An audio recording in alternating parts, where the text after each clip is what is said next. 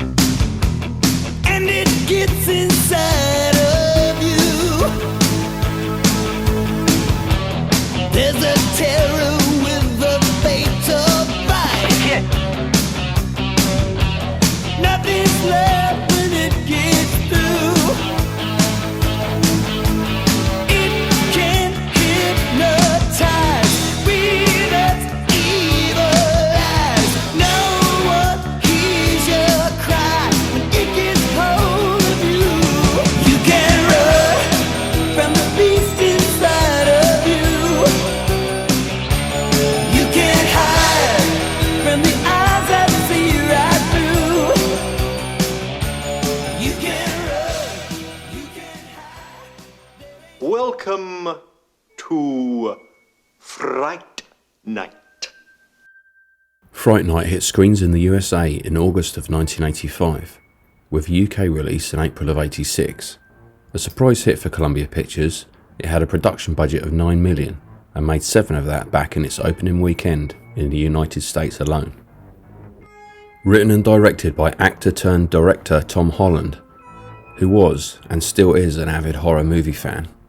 The film was a unique blend, paying homage to the Hammer horror films of the 50s, 60s and 70s, as well as being a twist on the Alfred Hitchcock film Rear Window, mixed in with the fable of the boy who cried wolf.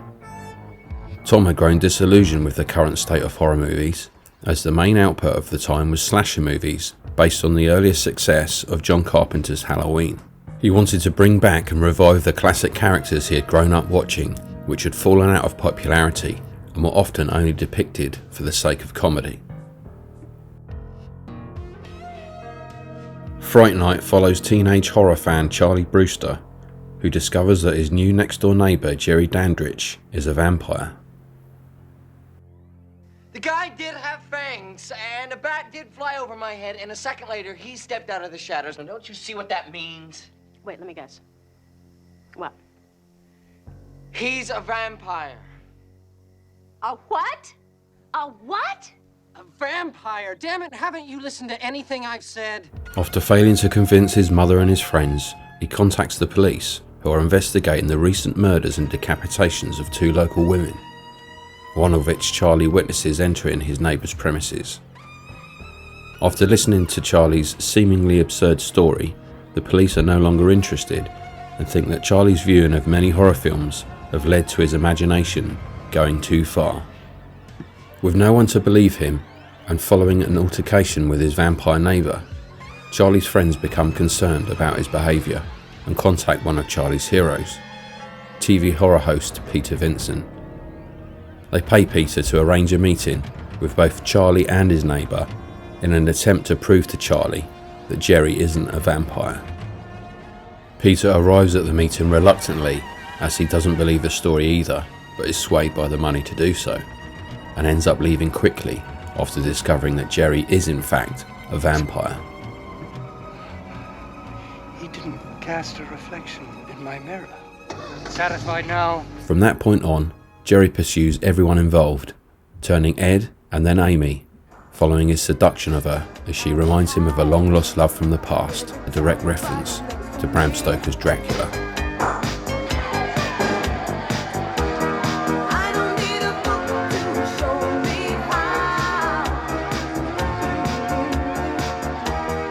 It's then up to both Charlie and an out-of-his-depth Peter to slay the vampire before dawn to release Charlie's friends of the vampire's curse.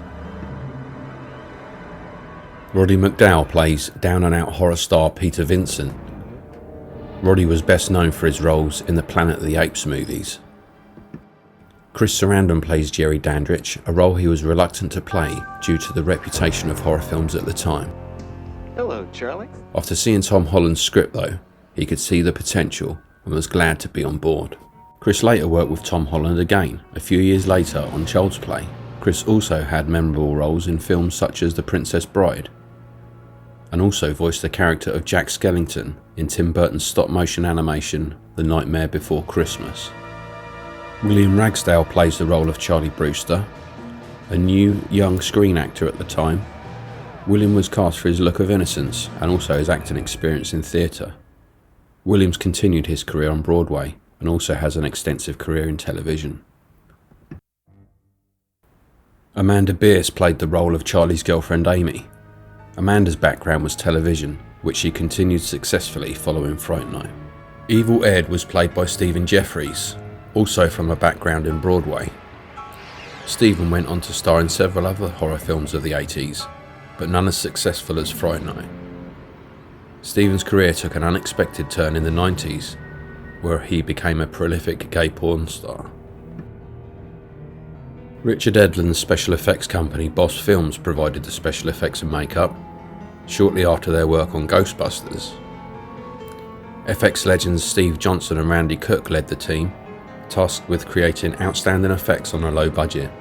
Part of the savings came directly from Ghostbusters. Whilst creating the librarian effects, the original creation for her transformation was considered too scary for children and replaced. The rejected puppet was a perfect fit, seen in the finale. You may also notice the librarian's human face. The original molds from Ghostbusters were used for this after Richard Edlund requested them back from Ghostbusters production team at Columbia.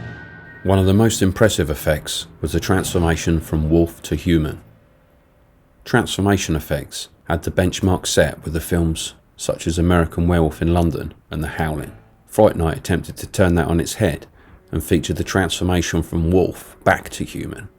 The end result had great impact, which was heightened even further by Stephen Jeffries' excellent performance. The effects hold up extremely well to this day and illustrate just how good the practical effects of the time were.